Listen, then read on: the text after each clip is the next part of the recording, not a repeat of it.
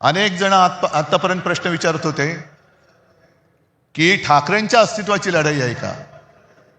अरे ठाकरेंचं अस्तित्व ठरवणार अजून जन्माला नाही आलं. हे बघा समोर बसले, ते खरं ठाकरेंचं अस्तित्व आहे.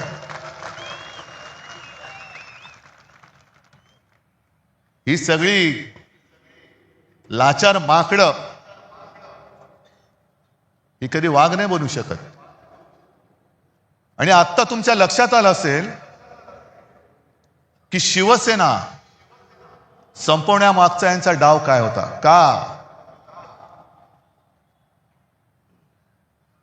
संयुक्त महाराष्ट्राच्या लढ्याच्या वेळेला आचार्य आत्रे होते, एस.एम. जोशी होते, डांगे होते आणि पहिले जे 5 जण सगळ्यात पुढे होते त्याच्यात आमच्या दोघांचे आजोबा प्रबोधनकार केशव सीताराम ठाकरे होते.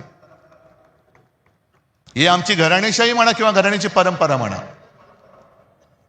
आणि हे रक्तामध्ये असावं लागतं. मराठीचं प्रेम, मातृभाषेचं प्रेम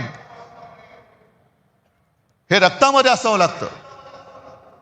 आणि आमच्या डोळ्यात देखत जर आमच्याच घराचे, राज्याचे, भाषेचे लचके तोडले जाताना आम्ही प्रबोधनकारांची नातवंड, बाळासाहेबांचा मुलगा, श्रीकांतजींचा मुलगा हे काय शेपट्या घालून घरी बसू असं या भाजपवाल्यानं वाटलं? आज जे काय राजने मांडलेलं आहे हेच तर आम्ही सांगतोय. आणि आमच्या दोघांचे शेवटी अनुभव हा सगळ्यात मोठा गुरु असतो. साहजिकच आहे मराठीसाठी एकत्र आलोत आणि राज जे बोलत तेच सांगतोय.